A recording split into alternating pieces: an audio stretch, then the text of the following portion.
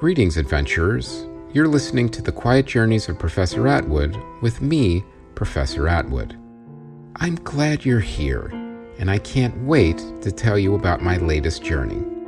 Don't worry, it's a safe space. I'll handle all the danger for you. I designed these stories to help you relax, chill anxiety, and go to sleep. Maybe they'll even put a smile on your face, even if it's a sleepy smile. So please, settle in, relax, and prepare to quietly drift off with me to parts known, unknown, and even some places in between. Comfortable? Very well. Let's get underway.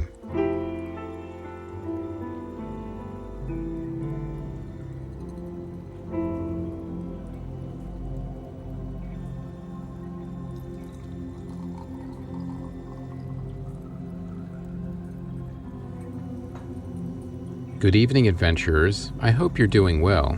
I also hope you're all cozy and settled in because tonight I'm going to tell you about some unexpected danger as we approached Mars. But that wasn't all. I also had to deal with some unexpected personnel matters as well, as some of the more strong and diverse personalities on my crew were starting to clash a bit. Now, as you remember from last time, we had all of our briefings and went over the mission to find the missing Mars ship, the John Carter, and her crew. We also went over terraforming Mars and how the Martians were indeed open to it if we could come up with an equitable agreement. But then there was also the matter of the mysterious surface ruins and the appearance of my friend Tom, the futurist, on Mars. So there were a lot of pieces that I knew would only fit together once we got there. We were only 2 days away when things went a bit, south. Not that there's a south in space, but let's just say an unexpected meteor storm can indeed bring some challenges requiring immediate attention. And I will tell you all about that and an awkward crew meal in a moment. But first, I need to tell you about a few things. I want to mention again the note about our stories. They're designed for you to drift in and out of, and while yes, I do like to tell you a full story every episode, drifting in and out or falling completely asleep is factored into the equation. You can pick things up anywhere, and that's why I do the story recaps at the beginning. And if you're here, awake, and hanging on every word, well, I'm flattered, and we try to add additional flourishes and flavor in there just for you. So by all means, enjoy the show any way you wish. It's designed that way. No rules and no pressure, adventurers. Now, there is something new I want to mention, as our White Cat Entertainment colleague Chris Mancini has his new graphic novel, Long Ago and Far Away 2, over at Kickstarter.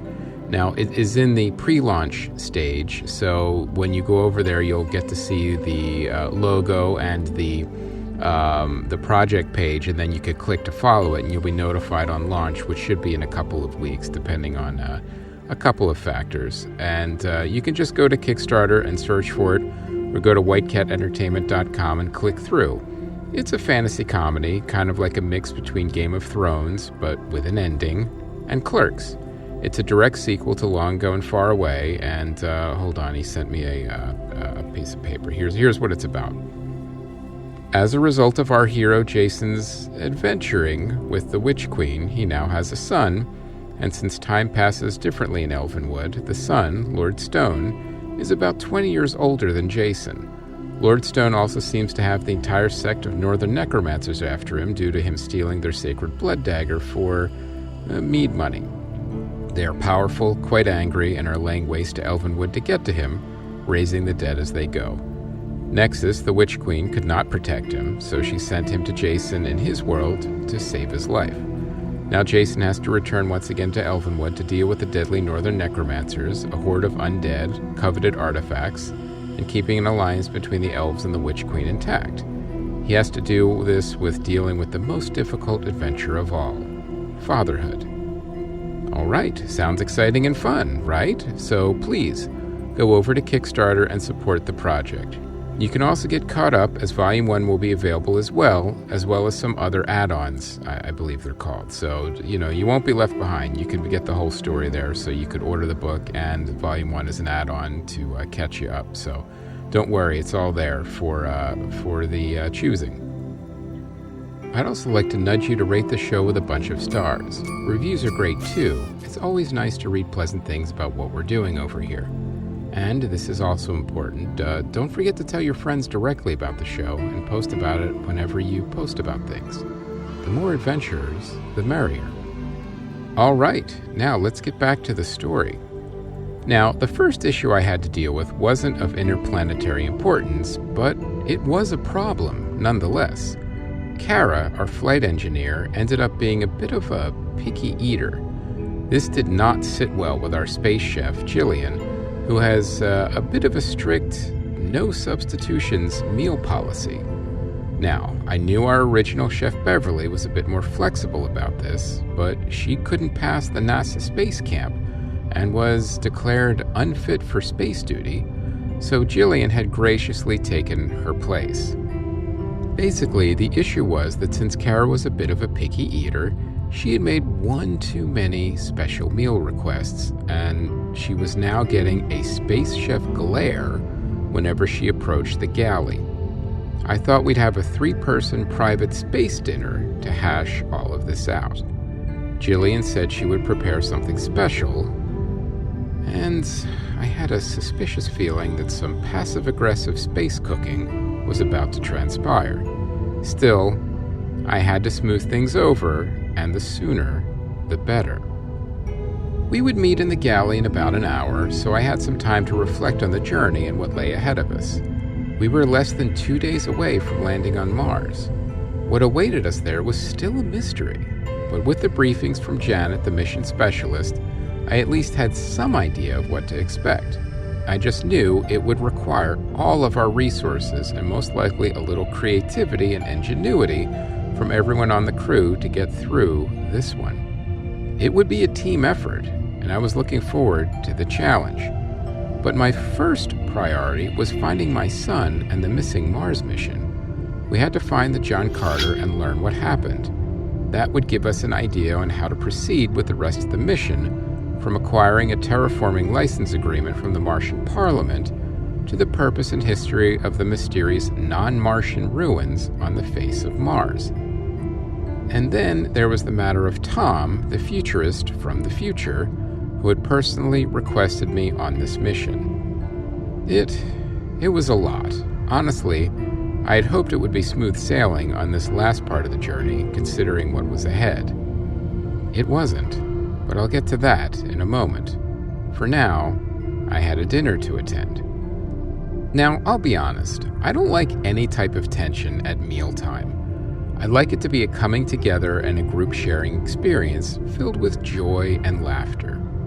I understand that a lot of business gets done over lunch, but that was never really my style. I'd rather get all the business or negotiations out of the way first, maybe over tea, and then have a pleasant meal afterwards. So my goal for this dinner would be to try and smooth things over as quickly as possible so we could just enjoy the rest of the meal and each other's company. I arrived at the mess hall first and saw that Jillian had indeed arranged 3 place settings right next to each other, per my request. No sense in creating any more distance. I mean, we were already in space, so we didn't need any more distance between us, literally or metaphorically. Kara, our flight engineer, arrived next and sat down. She looked a little uncomfortable, so I smiled and said it was just dinner and it would be fine. Jillian then emerged from the galley with hot serving dishes in her hands. She had indeed gone all out. Jillian placed prime rib, roasted potatoes, and green beans almondine before us. She eyed Kara cautiously, and we all smiled and dug in. I'll admit, I felt like the smiles of Jillian and Kara were a little forced. Mine wasn't. I love prime rib and roasted potatoes. The meal was delicious. I was worried there would be deliberate drama in the cooking, maybe something passive-aggressive in the ingredients, but it looked like everything was going well. Kara liked prime rib and roasted potatoes as well. And then, there it was. Kara didn't touch the green beans because she didn't like almonds. And it was on her dietary preference survey. I remember as I review them after Jillian is done with them. It was a preference, not an allergy, and the chefs did take great care with food allergies. The last thing you want is an allergic reaction in space. So things immediately became a little uncomfortable over the almonds and the green beans, which was ironic because I knew Kara also didn't like green beans, but would have eaten them as a sign of good faith if they didn't have almonds in them. It seemed like the red line in the space chef's sand was an almond. Before things escalated further, I gave each crew member an opportunity to present their side of the issue. Jillian went first. She said while she takes preferences into account, she predictably mentioned that she focuses more on allergies and has an entire crew to cook for, and special requests take up valuable time and resources, which are limited on a spaceship. I said I understood, and she made a good point, but it also seemed to be a point of pride that everyone liked her recipes as well, so I think there was an emotional factor that was being left out of her argument. Kara responded that it was nothing personal. She just had a very basic but also rigid palate where she simply did not enjoy certain foods. And it wasn't just that she didn't like almonds. There was more. But first, she wanted to tell us a little bit more about almonds. She said almonds are seeds harvested from the fruit of the almond tree, which is native to the Mediterranean. The name almond comes from the common name of the tree species, but the name is used to identify the edible seed found in the fruit from the tree. The almond tree can grow up to 15 feet tall. The tree is known for its aromatic, white pinkish flowers pollinated by honeybees, and grows fruit called a drupe, which resembles a peach or plum. The drupe fruit contains a small pit in the middle exposed when the fleshy exterior dries and splits open. The pit is then harvested by a machine and prepared in several ways for consumption. Industrial producers plant almond trees in large orchards where climates are hot and dry in the summer and cool and moist in the winter. 80% of the world's almond supply is produced in California's farmlands. The other 20% is found in Mediterranean countries like Spain and Italy. California alone produces more than 25 different species of almonds, valued at $4.7 billion, according to the Los Angeles Times. But the most interesting thing, Kara said, is that almonds do not fall under the botanical definition of nuts. According to the USDA, nuts are single-seeded fruit with a high oil content enclosed in a leathery or solid outer layer. Because almonds grow in the middle of a fleshy fruit, they are not classified as a nut. So it seemed while Kara had an appreciation for almonds, she just didn't like them. Okay, fair enough. But no, it went beyond that, Kara said. She then added that when she was younger, she got lost in an almond orchard for close to 4 hours and was chased by a fox, which obviously was very unusual. She suspected later that the fox was actually trying to help her get out, but she was too young to understand at the time. So now she can't go near almonds or drink almond milk without feeling a little lost. I didn't know that, and neither did Jillian. I asked if she ever saw the fox again, and she said no. As I suspected, there was an underlying emotional issue driving this conflict, and now that it was out in the open, it would be easier to deal with. After hearing from each other, I think they both understood each other better. Jillian made the first concession and promised to make an almond-free version of any dish that required almonds, including almond cookies. Kara promised to try any new dishes first before requesting any special dishes. This way Jillian would have the chance to impress her with her culinary skill before a substitution was requested. This was a fair and equitable compromise, and they smiled at each other for real this time. We all relaxed and enjoyed the rest of the meal, laughing and bonding. We especially enjoyed hearing more details of the almond orchard and the helpful yet misunderstood fox. As we were finishing up, Jillian was resetting the galley for the rest of the crew so they could have dinner. Unfortunately, they didn't get the chance to sit down and enjoy the meal the way we did, but I'll get to why in a moment.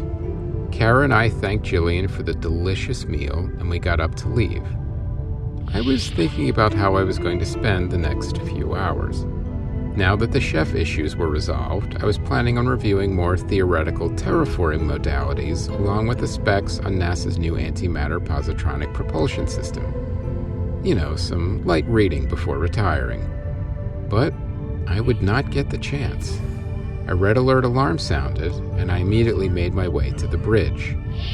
Flight Commander Barry was there barking orders and trying to navigate us through a very unexpected meteor shower. Now, the Journeyman wasn't a huge ship, but with a rotating hull to give us artificial gravity, we were more than a target for a few stray meteors. Luckily, we had countermeasures on the ship, and I was hoping they would be enough. Now, obviously, when you're in space, you need to expect the unexpected, and I wanted to make sure the Journeyman was prepared for things such as meteor showers. I'd installed a modified Whipple shield, and this wasn't the first time it was needed. For whatever reason, the journey between Earth and Mars has a lot of meteors and other space debris fields on the way, and you have to be prepared for them. I mean, not sure why it was such a well-traveled meteor highway, but that was something to investigate another day. Even as a few of the smaller meteors struck the hull, I wasn't too worried. The Whipple shield, or Whipple bumper, invented by Fred Whipple, is a type of space armor shielding to protect crewed and uncrewed spacecraft from hypervelocity impact and collisions with micrometeoroids and orbital debris whose velocities generally range between 3 and 18 kilometers per second. According to NASA, the Whipple shield is designed to withstand collisions with debris up to 1 centimeter, which helps to mitigate the Kessler syndrome, of course. Now, I knew what was out there, so my modified Whipple shield could withstand collisions with much larger debris, but there were limits. Now, in contrast to monolithic shielding of early spacecraft, Whipple shields consist of a relatively thin outer bumper spaced some distance from the main spacecraft wall.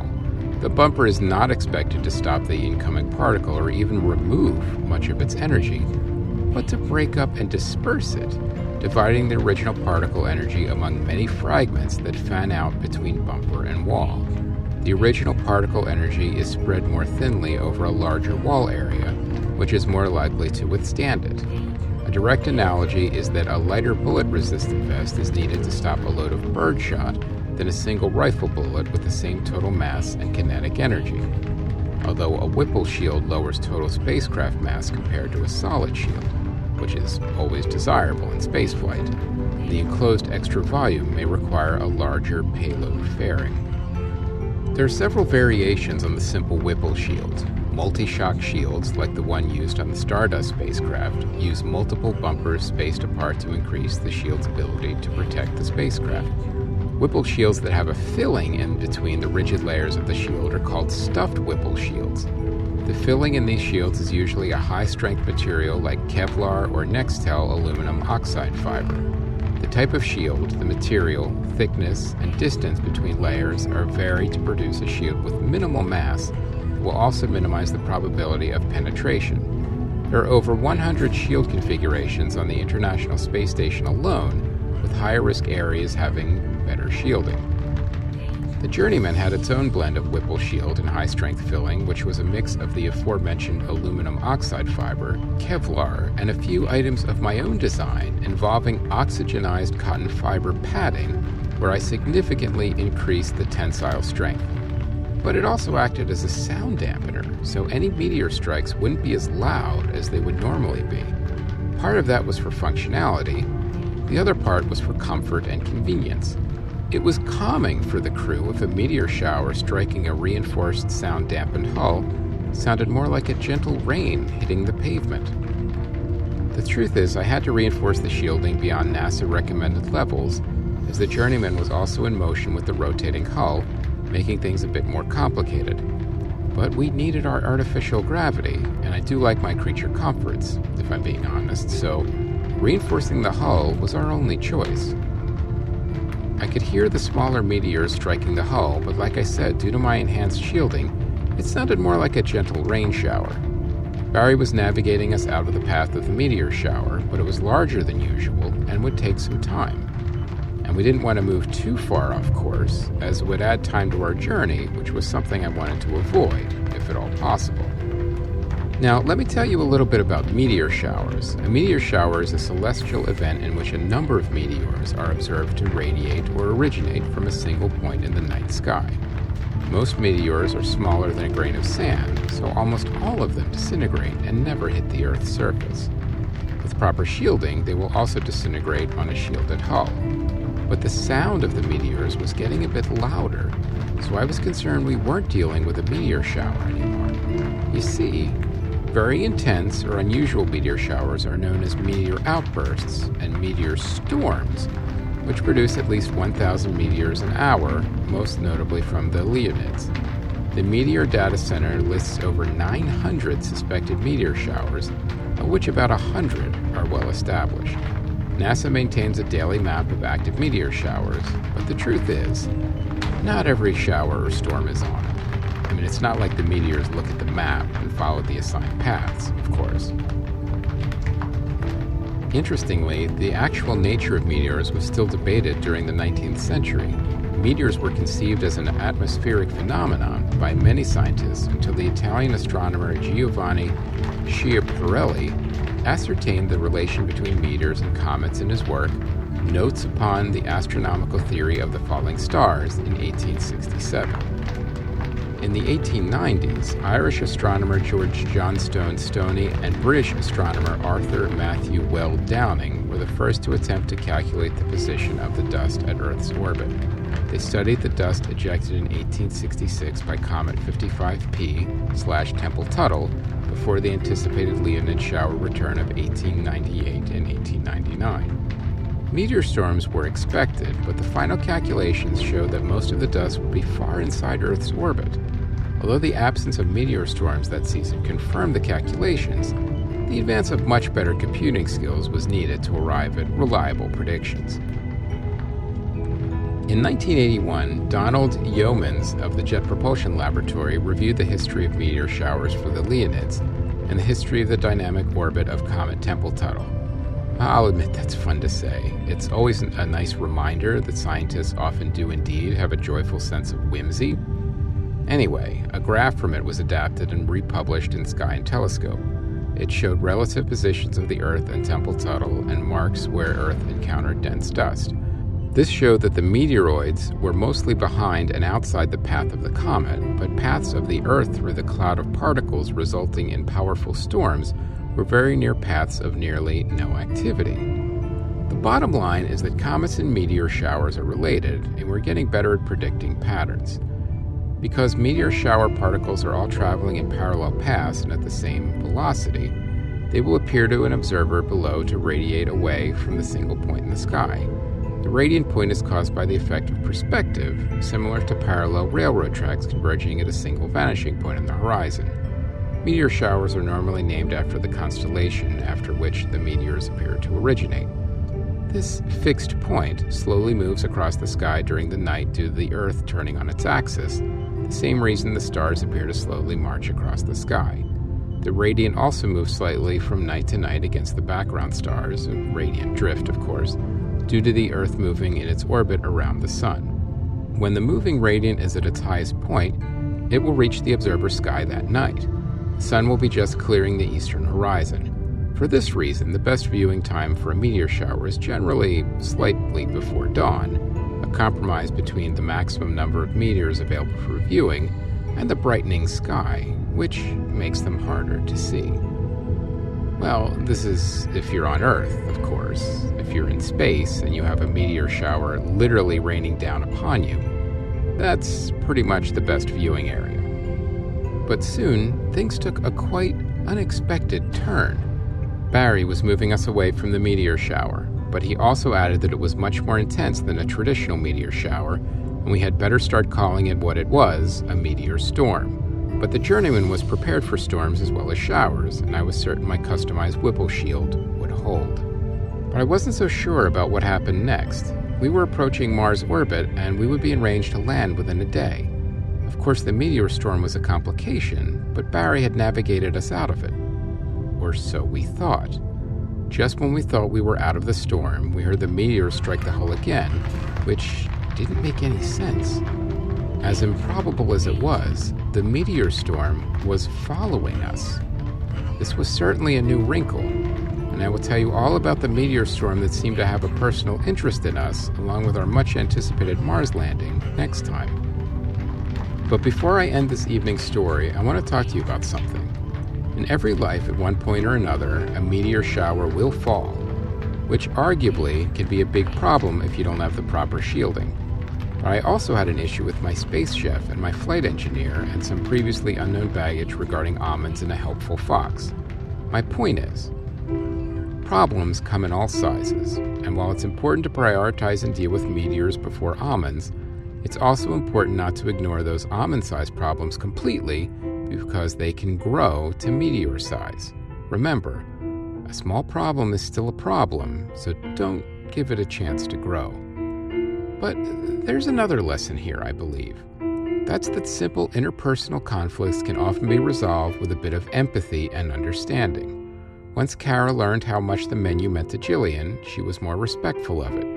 And once Jillian learned about Kara's history with almonds, she was more understanding about her finicky palate. So that smaller problem was resolved just in time to deal with the bigger problem of a meteor storm that showed an unusually high interest in our spacecraft. So adventurers, my advice is, treat every problem, large or small, with a bit of empathy and understanding. You'll get to the bottom of it quicker, and if a fox is there to help you, all the better. Good night, adventurers.